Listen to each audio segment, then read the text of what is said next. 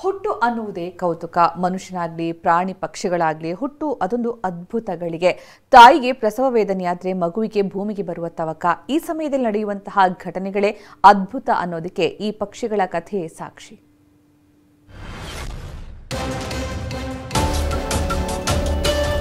ಎಲ್ಲರೂ ಹೊಸ ವರ್ಷವನ್ನ ಅದ್ದೂರಿಯಾಗಿ ಸ್ವಾಗತಿಸಿದ್ದಾರೆ. ಹಳೆಯ ಕಹಿ ನೆನಪುಗಳನ್ನ ಮರೆತು ಹೊಸ ವರ್ಷದಲ್ಲಿ ಹೊಸ ಬದುಕು ಕಟ್ಟಿಕೊಳ್ಳಲು ಮುಂದಾಗಿದ್ದಾರೆ.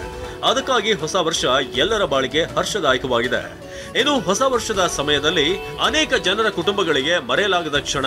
ಹೊಸ ವರ್ಷಕ್ಕೂ ಮುನ್ನ ಟಿಟಿಬಾ ಅನ್ನೋ ಪಕ್ಷಿ ತನ್ನ ಸಂತತಿಯನ್ನ ಉಳಿಸಲು ಮುಂದಾಗಿದ್ದು ಮೊಟ್ಟೆಗಳನ್ನ ಇಟ್ಟು ಅವುಗಳಿಗೆ ಕಾವು ಕೊಟ್ಟು ಭೂಮಿಗೆ ತಂದಿದೆ. ಹೊಸ ವರ್ಷಕ್ಕೂ ಮುನ್ನವೇ 4 ಮೊಟ್ಟೆಗಳಿಗೆ ಕಾವು ಕೊಟ್ಟು ಮರಿ ಮಾಡಿದೆ. ಇಂತಹ ಅತ್ಯದ್ಭುತ ಅಪರೂಪದ ದೃಶ್ಯಗಳನ್ನ ಕೊಪ್ಪಳದ ಟಿವಿ9 ಕ್ಯಾಮರಾಮನ್ ಮಾರುತಿ ಕಟ್ಟಿಮನೆ ಸೆರೆ ಹಿಡಿದಿದ್ದಾರೆ.